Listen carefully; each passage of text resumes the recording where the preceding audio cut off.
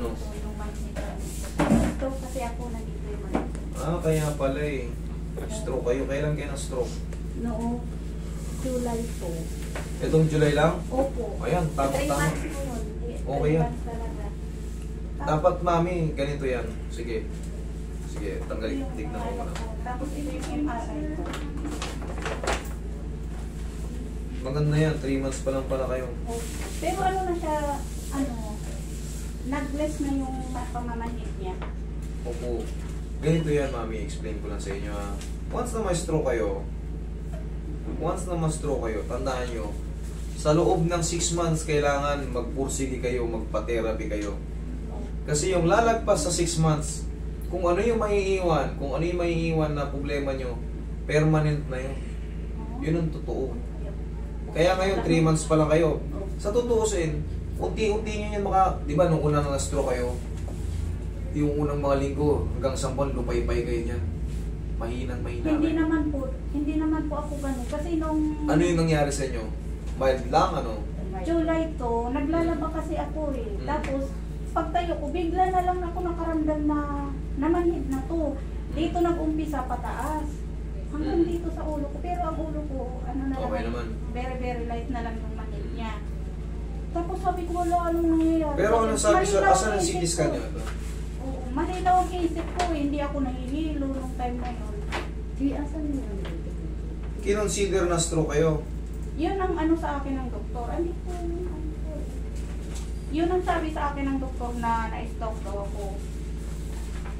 Kasi pag stroke kayo, talagang, siyempre, lupay-pay kayo sa unang mga araw. Hindi, gagalaw ko po ito. Manhid lang talaga siya. Baka naman sumakit na yung lumbar nyo. Ay, Baka kasi ang stroke, Oo, ang stroke, alam ko kasi, na ako dati, na-stroke na ako dati, di ba? Dinala ko sa Tala Hospital. Ayun talaga, hilong-hilo ako. Sumupa ako. At saka ayaw kong dumilat noon. Dito kasi, lupay-pay kayo talaga sa una noon. Oo. Talagang pag na-stroke kayo. Pero yung namanhid, magmula, paalang muna, naglalaba kayo. Naglalaba Maaaring ako. discompression yan sa balakang. Ayun. Lumbar problem. Oo, kasi ito, yung balakang ko, nangangalay. Before pa nangangalay na to eh. Mami, kahit hindi ako doktor, kumbaga, kaya nating i-explain sa inyo yung mga problem nyo. Kahit pa paano. Kaya napapanood kita eh. Yan kasi Kaya nagana ko dito sa iyo. yung base sa assessment ko sa inyo, yung naramdaman nyo, baka nag-negative kayo ron sa stroke. Kasi kung namanhid lang yung ano nyo, tapos sumakit lang, tapos, baka lumbar problem, sciatic nerve problem. Kasi hindi naman kayo nahilo, hindi naman kayo naka-normal kayo. Yung nyo, kumbaga, nag-jeep nga lang ako papuntang Tala Hospital nung time sa sarili nyo lang. Hindi, yung kapatid ko ang kasama ko. Nag-jeep lang kami ng kapatid ko. Okay naman kayo, conscious naman kayo. Okay ako. Yun nga lang kasi, ako kasi... Kasi dito, lalabas yan dyan. Lalabas yan dyan sa ano nyo. Sa naramdaman nyo, hindi naman eh. Yun nga, parang ano ko nga... Ngayon, namamanid na yung paa nyo. Oo, pero konti na. Kumbaga sa 100 na. Huwag na tayo mag-focus sa stroke. Mas mahirap ma-stroke. Karatingin ko na yung balakang nyo. Ako nang bahala dyan sa balakang nyo. Kaya nga eh. Stroke pa kayo. Na-stroke na pala kayo dati. Alam nyo na yung pakaramdam nun. Oo, yung hilong-hilo ako na sumuka ako noon. Tapos, sabi niya, sa unang mga araw nun, talagang kailangan nyo bed rest lang kayo. Hindi kayo makakasakay ng jeep ng kayo. Oo, nag-jeep lang kami puntang Tala. Hindi, upo lang muna kayo. Upo lang kayo. Basta may usog lang kayo. Yan. At saka may scoliosis din ako na. Walang problema yan. Yung mga scoliosis naman, lalo ngayon, edad nyo, ganito na. Oo, 53 na. Nare-release lang yung mga fin yan, pero never na yan maano. Kumbaga, wala namang problema yan.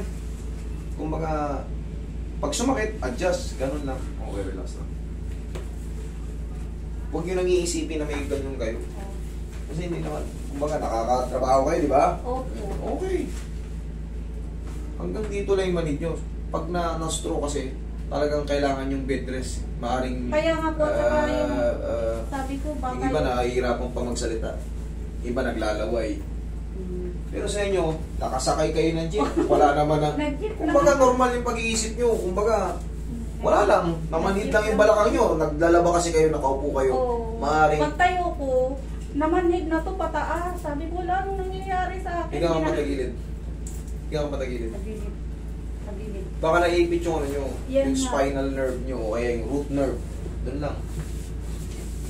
Kasi, bunga ng pagkakabakaba nyo, eh syempre, maano kayo eh. May warning na noon eh, kumbaga nadali na kayo noon eh. Oo. Siguro yun kagad ang inisip nyo.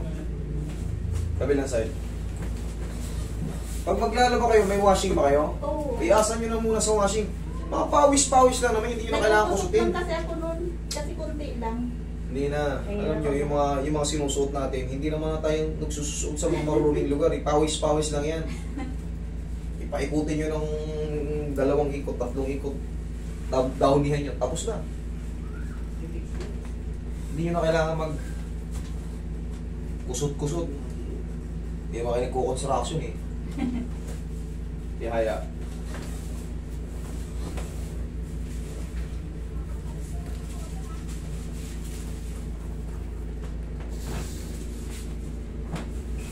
May tuturo ko sa inyo para palagi yung maobserbahan kung mamamanid dyan.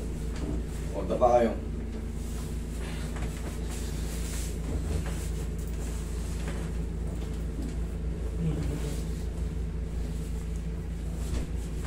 Malamang this problem yan. Pag pina-MRI nyo yung balakang nyo, doon lalabas yan. Tignan mo, hindi sure yung doktor. Oo, hindi siya sure sa naging result.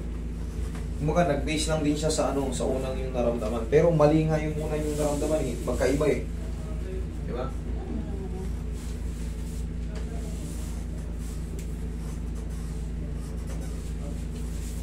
Sinabi ko lang yan na para hindi na kayo man-nervous kasi mas nakaka-nervous yung stroke.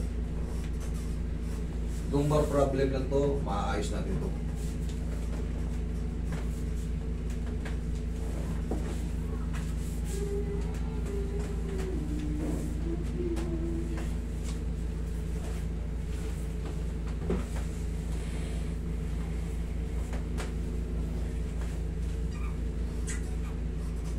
At saka nung ano na yun, hindi mataas ang dugo ko eh. Ano yung dugo nyo? Ano eh, 120-80 lang kasi binipi ako ng anak ko eh. Okay, pa rin normal lang yun. Tsaka sa edad nyo, kahit pa mag 140 kayo, 50, ano na kayo, mahigit, di ba? 53. Oo. Kahit pa mag 130 kayo, 140, okay lang yan. 130 over 70, 130 over 80. Huwag lang yung 200 over 120. Ayun, yung unang kong ano na na-stroke ako, 220 over 120 dugo ko. Yan, ganyan. Bawal yan. Kung baga, malala na yan. Pero kung kayo ay Kaya- 140 over 70, 140 over 80, 150 over 90, Kaya pangkaraniwan pa yan. mahilo-hilo ako noon. Pero pag yan, nag 200 kayo, tapos over 100 plus, naku po. Sabi ko nga, bakit 120-80 lang ang dugo ko? Bakit naman hit? Ewan. Compression yan sa nag-ground kayo, hindi kayo namanhid. Parang may nag-ground sa balakang nyo. Tapos yung namanhid-manhid ng konti yung legs nyo dahil sa sciatic nerve yung compression. Ang tagal nyo nakaupo eh. Oo. Yun. Nininervous lang kayo. Kaya nadagdagan yung ground. Siyempre inisip nyo na-stroke na ako. Hindi nyo napapansin, kayo pang nagtakbo sa sarili nyo sa ospital. Nag-jeep pa kayo, tagal-tagal yung jeep. Kasi kung na-stroke kayo, magiging unconscious kayo. Kumbaga may posibilidad na ganun talaga. Alam nyo, siyempre kung ano yung method nila, yung i-apply nila. Pwede naman tayong pwede naman tayo humanap ng iba. Ganun lang, kasi nobody's perfect. Pag hindi umubra, kahit sa akin, pag hindi umubra, lipat. Pero sana umubra kagad. Okay? Malaking chance na gumaling kayo pag tiwala kayo Ay, oo. sa pinupuntahan nyo. O, inhale. Isa ba? Inhale. Laksan nyo. Yun. Exhale. Down. Yun. Ay, yeah. Sarap. Diyan ka lang muna. Maganda tayo. Tumunog. Tunog yan. Tumunog. Tapos, mami, kada paggising nyo, ako, siyempre, mukha ako malakas. Pag nakita nyo ako mukha malakas. Pero minsan pagtulog ko, nauupo yung puwet, yung matagal ako nakahiga. Namamanid yung mga paa ko. Pero pag tayo ko, ginaganon ko lang yan. Tagal. Kaya yung tinuturo ko sa inyo, sa personal kong karanasan yun eh. Lahat tayo, kumbaga, naiipit ng ano sa pagtulog. Malang balakang natin. Tagal natin naka-straight.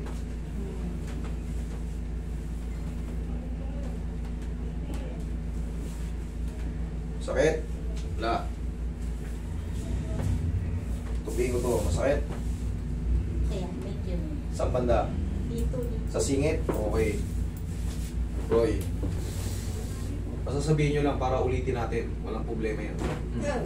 Tingin ano. Ito magandang suot, kahit pa paano malambot. Yun nga kasi mayroon kang hinilot na masikip. Sabi mo, pag magpapahilot. Siyempre, huwag kayo magpahilot na sobrang sikip na suot nyo. Diyos ko naman. Nakamaong siya eh. Sabi Nakamaong tapos pinipitin natin ng gano'n. Hindi na healthy pagka inangat natin. Kaya sabi ni Master, suot ng... Masuot kayo. At Ganyan, masa, yan. ano. Siyempre, magpapahilot kayo, naka-jacket kayo, naka-office kayo, naka-pantalong kayong hapit-napit, naka-leggings kayo na bagong-bagong matigas. Pag ginanya natin, ipit na ipit yung balat nyo, yung mga ugat nyo. Doon kayo sa komportable kayo kasi para sa inyo rin naman yun. Hindi ko naman kayo kasi pwede pahubarin dito. Magbaon kayo ng mga short nyo. Cycling o yan. No, meron pa? Meron pa konti. Meron pa konti. Okay lang yan. Pag konti na lang, 3 to 4 days, wash out na yan. Okay? O, bitawat. Tayo kayo. Kaya, okay, mag-isip ka agad na na-stroke kayo. Ibang ano nun. Ibang pangaramdam nun. Kasi high blood ako, Master eh. Kaya inisip ko na na-stroke na ako. Alam nyo, yung mga ganito, yung mga high blood pressure, paano ito mawawala?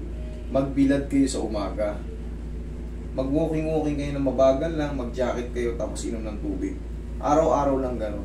Yun ang pantanggal ng mga high blood pressure. Tapos syempre, kain tayo ng gulay. Madalas ba kayong karne o gulay-gulay? Hindi gulay ako. Sige. Tandaan nyo, mag-reduce na kayo ng mga kinakain karne, mga matataba. Nakaramdam na to ng stroke si Ma'am noon eh. Kasi pagka hindi nyo binago yan, meron na mga bad cholesterol dyan na nakaimbak. Pag nadagdagan yun, automatic yung high blood nyo, hindi na naman kayang i-accommodate ng brain nerves nyo. Stroke na naman. Ito dito. Ito dito, Master. Meron ba Kasi ito? ano to eh, nung 2008 yata.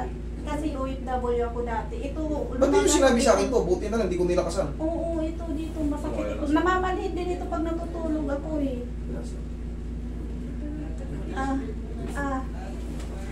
Masakit dito. Wait lang. Sige, okay lang yan. Aray ko. Hindi nyo sinabi kanina eh. Buti nga, hindi ko pinag-wingersa. Maano ito, masakit. Namamanhid ito pag natutulog Focus ako rin sa ako. baba eh. Pero kaya naman natin yan. 2008 pa yan. Diyos ko, tinitiis ko pagka sumasakit. O, namamanit pa yung legs nyo. 3 to 4 days, mas maganda pa yan. Oo, medyo ano pa. Kunti na nga lang siya, Master, kaya nga sabi ko sana mawala. Discompression lang yan sa inyo. Kasama ko si Ate Marie dito. Gusto kong umuwi ng summer eh. Pumapalo yung paa niya. Nalaglag yun, Master eh. Sabi niya, sige, anin mo muna si Geraldine. Tapos pag ano ako naman susunod, magpa-skate. Pumapalo na yung paa niya. Ano, bali na-stroke siya, tapos nahulog pa, tapos bumali yung ano, dapat lalagyan siya, baka hindi siya nagpalagay. Wala, hindi nakakayanin yun. Hindi nakakayanin yung pagka ibig sabihin lalagyan ng bakal, malamang may fracture yun doon, tapos hindi siya nagpabakal. Hindi. Yun na yun. Pag nakagalingan na yun, yun na yun.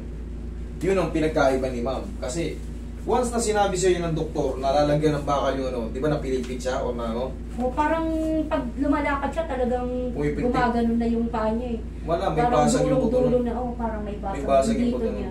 Hindi na kaya. Kasi pinagaling niya na eh.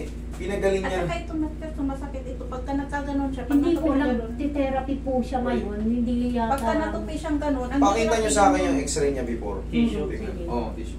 Pakita niyo sa akin yung x-ray niya before. Kasi once na sinabi ng doktor sa'yo, bakalan natin yan kasi ano, lulupay pa yan. Ang payat na na. Kaya po, sobrang laki ng katawan nung biglang pumayat, di ba? Agoy! Oo, kasi pag natutupi siya ganun, ang hirap na giyano, masakit. Tumunog eh. Oo. Kailangan niyo yun.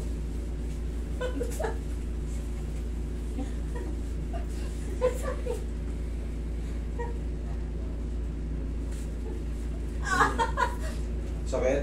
Sakit. Saan banda? Dito, dito. Dito. Dito, okay. Matagal na yan din, master. Pati hindi nyo to sinasabi. Kaya nasabi ko pag magpahinga ako ngayon, sasabihin mo sa'yo yung mga masakit ko eh. Tiis lang ah. Sige lang, master, basta maano, Okay. basta mawala yung Ngayon may matitira pa rito, konti na lang. Bearable nyo na yan. Kaya-kaya nyo na yan. Oo. Kaya na. Oo. Sobrang sakit? Sabi nyo kung sobrang sakit. Sobrang sakit ba din? Hindi na lang. Kanina talaga masakit. Diba? Kasi kailangan natin, may matitira talaga. Kailangan kasi pagka sinabi nyo, adjustin ko pa, pero kung kaya na, pag may natin ng konti, normal Kasi lang yun. pagka ganyan nakaganon siya. Ang hirap ng maganon. Ngayon, ang gagawin nyo dyan, mami, pagkagising nyo sa umaga, ang tawag dyan is carpal tunnel syndrome. Kikis-kisin nyo lang yan, ha? Palagi nyo lang kikis-kisin. Pag kinis-kis nyo, sige, dalawang kamay. O, yan. Ganito. Yan. O, tapos ganito. 1, 2, 3. O, rub ulit. Okay, tapos nyo ulit. O, tapos unti-unti yung ganun-ganun. O, kayo na mismo magsarili. O, masakit ba? Masakit. Yung hanggang saan yung kaya ng sakit nyo. Okay? Pag hindi nyo na kaya, out. Tapos, rub lang ulit. Ganun lang. Hanggang sa magagalaw-galaw nyo na siya. Oo, naku. Pagka bumabangga to, ang sakit. Ngayon, pwede nyo na. Masakit siya. Masakit din, pero na siya. Mabawasan na. Kaya na. Thank you. Okay? Sige. Thank you, master. Pag ano,